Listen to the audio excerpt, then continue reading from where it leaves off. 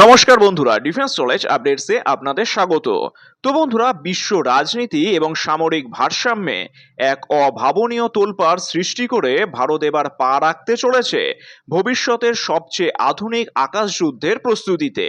সম্প্রতি the Times of ইন্ডিয়ার একটি বিশেষ প্রতিবেদন অনুযায়ী ভারতীয় বিমান বাহিনীর প্রধান air chief marshal AP Singh sir স্পষ্ট জানিয়েছেন যে ভারত এখন থেকেই ষষ্ঠ প্রজন্মের যুদ্ধ বিমান বা সিক্স জেনারেশন ফাইটার এয়ারক্রাফট কর্মসূচিতে অংশ নেওয়ার জন্য মার্কিন যুক্তরাষ্ট্র এবং ইউরোপের দেশগুলোর সাথে জোট বাঁধার প্রক্রিয়া শুরু করেছে। তবে এখানেই রয়েছে একটি বড় টুইস্ট বা নাটকীয় মোড়। আজ আমরা এই আর্টিকেল অত্যন্ত পুঙ্খানুপুঙ্খভাবে আলোচনা করব কিভাবে ভারতের এই ঐতিহাসিক পদক্ষেপ বিশ্ব রাজনীতিকে বদলে দেবে এবং ভারতের কি কি অসামান্য উপকারিতা হবে, এছাড়াও আমাদের শত্রু দেশগুলোর কিভাবে এক মহা সংকটে পড়বে এবং আভ্যন্তরীণ রাজনীতি এর প্রভাব কতটা সুদূরপ্রসারী হতে চলেছে। তাহলে দেখুন, ভারতীয় বিমান বাহিনীর প্রধান air chief marshal AP Singh sir জানিয়েছেন যে ভারত কেবল একটি তৈরি বিমান কিনতে বা অন্যের প্রযুক্তির ওপর সম্পূর্ণ নির্ভরশীল হতে চায় না। ভারত এই ষষ্ঠ প্রজন্মের বিমান তৈরিতে সরাসরি অংশীদার হতে চায়, কিন্তু তা হবে একটি সম্পূর্ণ নতুন শর্ত বা কৌশলের মাধ্যমে। ভারত নিজের দেশীয় প্রযুক্তি যেমন এমকার উন্নয়ন জারি রাখার পাশাপাশি বিশ্বের শীর্ষ দেশগুলোর সাথে এমনভাবে অংশীদারিত্ব করতে চায় যাতে প্রযুক্তি হস্তান্তর সম্পূর্ণ রূপ পায়। আর এটি ভারতের সাধারণ কোনো সামরিক চুক্তি নয়, বরং বৈশ্বিক আকাশ সীমায় নিজেদের আধিপত্য প্রতিষ্ঠার এক দীর্ঘমেয়াদী মাস্টার স্ট্রোক। ভারতের এই মেগা প্রজেক্টটি কেবল সামরিক নয়, অর্থনৈতিক এবং প্রযুক্তিগত ক্ষেত্রেও এক নতুন যুগের সূচনা করবে। তাহলে দেখুন, ষষ্ঠ প্রজন্মের যুদ্ধ বিমানগুলোতে থাকবে কৃত্রিম বুদ্ধিমত্তা, চালকবিহীন ওড়ার ক্ষমতা, হাইপারসোনিক গতি, লেজার বা ডাইরেক্ট এনার্জি ওয়েপন্স এবং অদৃশ্য হয়ে যাওয়ার মতন চরম স্টেলথ ক্ষমতা।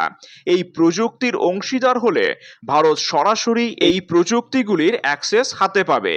এছাড়াও এই চুক্তির ফলে ভারতের দেশীয় প্রতিরক্ষা সংস্থা যেমন এইচএএল বা ডিআরডিও এবং বেসরকারি ডিফেন্স স্টার্টআপগুলো বিশ্বমানের উৎপাদন কাঠামো গড়ে তুলতে পারবে।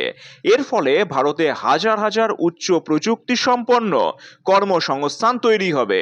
ভারত সবসময় পূর্ব সীমান্তে চীন এবং পশ্চিম সীমান্তে পাকিস্তানের দিক থেকে একযোগে আক্রমণের বা টু ফ্রন্ট ওয়ার হুমকির সম্মুখীন হয়। ষষ্ঠ প্রজন্মের এই বিমানগুলো ভারতীয় বিমান বাহিনীকে এক এমন আকাশ উচ্চতায় নিয়ে যাবে যে যা ভেদ করা কোনো শত্রুর পক্ষেই অসম্ভব হয়ে দাঁড়াবে। আর যখন ভারত এই বিমানগুলোর সহ উৎপাদক হবে, তখন ভবিষ্যতের বন্ধু রাষ্ট্রগুলোর কাছে এই প্রযুক্তির উৎপাদন এবং বিমান রপ্তানি করে ভারত কোটি কোটি ডলারের বৈশ্বিক প্রতিরক্ষা বাজার ধরে রাখতে পারবে। এছাড়াও ভারতের এই এক চালে ঘুম উড়তে চলেছে আমাদের প্রতিবেশী শত্রু রাষ্ট্রগুলোর। তাহলে দেখুন, চীন বর্তমানে তাদের পঞ্চম প্রজন্মের J-20 বিমান নিয়ে দম্ভ প্রকাশ করে এবং নিজেদের ষষ্ঠ প্রজন্মের বিমান তৈরিরও দাবি করে, কিন্তু চীনের প্রযুক্তি মূলত পশ্চিমা প্রযুক্তির নকল করে তৈরি। ভারত যখন সরাসরি আমেরিকা বা ইউরোপের সাথে অফিসিয়ালভাবে জোট বাঁধবে, তখন ভারতের কাছে যে প্রযুক্তি আসবে তা চীনের নকল করার চেয়েও বহুগুণ এগিয়ে থাকবে। তিব্বত মালভূমি বা লাদাখ সীমান্তে চীনের বিমান বাহিনীর যে কোনো ধরনের উস্কানির জবাব ভারত নিমেষেই দিতে পারবে। চীনের স্ট্রিং অফ পার্লস বা ভারতকে ঘিরে ফেলার নীতিও এর ফলে সম্পূর্ণ ব্যর্থ হবে। আর পাকিস্তান অর্থনৈতিক অবস্থা বর্তমানে অত্যন্ত শোচনীয়। তারা চীনের কাছ থেকে সস্তা এবং নিম্নমানের সামরিক সরঞ্জাম যেমন JF-17 ধার করে ভারতের সাথে টিকে থাকার চেষ্টা করছে। ভারত যদি ষষ্ঠ প্রজন্মের সক্ষমতা অর্জন করে, তবে পাকিস্তানের বিমান বাহিনী ভারতের চেয়ে অত্যন্ত দুই প্রজন্ম পিছিয়ে পড়বে। আর পাকিস্তানের র্যাডার এই বিমানগুলোকে ধরতেই পারবে না। এর ফলে পাকিস্তানের আকাশ প্রতিরক্ষা ব্যবস্থা সম্পূর্ণ অকেজো হয়ে পড়বে।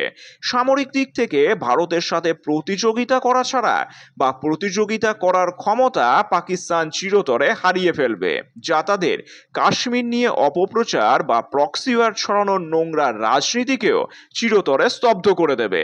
এছাড়াও একটি দীর্ঘায়িত আলোচনা এই মেগা প্রজেক্টের নেতিবাচক বা চ্যালেঞ্জিং দিকগুলো তুলে ধরা প্রয়োজন। তাহলে দেখুন, যদি ভারতের আভ্যন্তরীণ অভ্যন্তরীণ বা আন্তর্জাতিক ক্ষেত্রে ভুল রাজনীতি হয়, তবে এর মারাত্মক ক্ষতিকর প্রভাবও কিন্তু ভারতের ওপর পড়তে চলেছে। তাহলে দেখুন, ভারতের প্রতিরক্ষা ক্রয়ের ইতিহাস ঘাটলে দেখা যায় যে রাফেল চুক্তি সম্পন্ন হতেই বহু বছর লেগে গিয়েছিল। যদি রাজনৈতিক দলগুলো এই ষষ্ঠ প্রজন্মের প্রজেক্ট নিয়ে আভ্যন্তরীণ কাদা ছোড়াছুড়ি বা ভুল রাজনীতি না শুরু করে, তবে এই প্রজেক্ট বিলম্বিত হবে না। প্রযুক্তির দুনিয়ায় এক বছর বিলম্ব মানে কয়েক বছর পিছিয়ে যাওয়া। আর এছাড়াও ষষ্ঠ প্রজন্মের বিমান কর্মসূচির বাজেট হলো বিলিয়ন বিলিয়ন ডলারের। ভারতের মতন একটি উন্নয়নশীল দেশে যদি ভোটের রাজনীতি বা জনমোহিনী নীতি কারণে বাজেট কমিয়ে দিতে হয়, তবে এই স্বপ্ন মাঝপথেই ভেস্তে যেতে পারে। সঠিক রাজনৈতিক সদিচ্ছা ছাড়া এত বড় অঙ্কের তহবিল জোগাড় করা অসম্ভব। এছাড়াও মার্কিন যুক্তরাষ্ট্র এবং ইউরোপের রাজনীতি অত্যন্ত পরিবর্তনশীল। ভবিষ্যতে ভারতের কোনো আভ্যন্তরীণ নীতি বা বৈদেশিক সিদ্ধান্তের কারণে যদি মার্কিন প্রশাসন ক্ষুব্ধ হয়, তবে তারা প্রযুক্তি সরবরাহ বন্ধ বা নিষেধাজ্ঞা জারি করতে পারে, যেমনটা অতীতে পোখরান পরমাণু পরীক্ষার সময় হয়েছিল। তাই এই ভুল রাজনীতি ভারতকে বড় বিপদেও ফেলতে পারে। ভারতকে অবশ্যই নিশ্চিত করতে হবে যেন মূল প্রযুক্তি এবং আইপিআর ভারতের হাতেই থাকে। আর এই পদক্ষেপটি বিশ্ব রাজনীতিতে একটি বিরাট পরিবর্তন আনতে চলেছে। এতদিন ভারত রাশিয়া এবং পশ্চিমাদের মধ্যে থেকে ভারসাম্য বজায় রেখে চলতো, অর্থাৎ কখনো পশ্চিমাদের কাছ থেকে বিমান কিনতো বা কখনো রাশিয়ার কাছ থেকে। কিন্তু এই বিমান প্রজেক্টের মাধ্যমে ভারত স্পষ্ট ইঙ্গিত দিচ্ছে যে উচ্চ প্রযুক্তির সামরিক ক্ষেত্রে তারা মার্কিন যুক্তরাষ্ট্র ও ইউরোপের ব্লকের দিকেই আরো বেশি ঝুঁকছে। ভারতের সামরিক সরঞ্জামের বড় অংশ এতদিন রাশিয়া সরবরাহ করত। SU-57 বা রাশিয়ার পঞ্চম প্রজন্মের প্রযুক্তির সীমাবদ্ধতা এবং ইউক্রেন যুদ্ধের কারণে সৃষ্ট সংকটের পর ভারত বুঝতে পেরেছে যে ভবিষ্যতের প্রযুক্তির জন্য পশ্চিমাদের হাত ধরতেই হবে। আর ভারত এই সক্ষমতা অর্জন করলে ভারত মহাসাগর এবং ইন্দো প্যাসিফিক অঞ্চলে চীনের একচ্ছত্ব দাদাগিরি বন্ধ করতে আমেরিকার জন্য ভারতই হবে সবচেয়ে নির্ভরযোগ্য এবং শক্তিশালী অংশীদার। টাইমস অব ইন্ডিয়ায় প্রকাশিত এই খবরটি কেবল একটি সামরিক হেডলাইন নয়, এটি 21 শতকের নতুন এবং শক্তিশালী ভারতের বিশ্বজয়ের রোডম্যাপ। সমস্ত রাজনৈতিক মতভেদ ভুলে ভারতকে এই সুযোগটি লুফে নিতে হবে, কারণ এই ষষ্ঠ প্রজন্মের বিমানই নির্ধারণ করবে আগামী দিনে এশিয়ার আসল পরাশক্তি কে হবে। তো বন্ধুরা, আপনাদের কি মনে হয়, ভারত কি আমেরিকার সাথে হাত মিলিয়ে এই বিমান তৈরি করে চীন ও পাকিস্তানকে চিরতরে কোণঠাসা করতে পারবে, নাকি ভারতের উচিত সম্পূর্ণ নিজস্ব প্রযুক্তিতেই ভরসা রাখা? আপনাদের মূল্যবান মতামত নিচে কমেন্ট করে অবশ্যই জানান। আর ভিডিওটি ভালো লাগলে একটি লাইক দিন, বন্ধুদের সাথে শেয়ার করুন এবং এই ধরনের আরও পুঙ্খানুপুঙ্খ ভূ রাজনৈতিক ও তথ্যমূলক ভিডিও পেতে এই চ্যানেলটিকে অবশ্যই সাবস্ক্রাইব করে রাখবেন।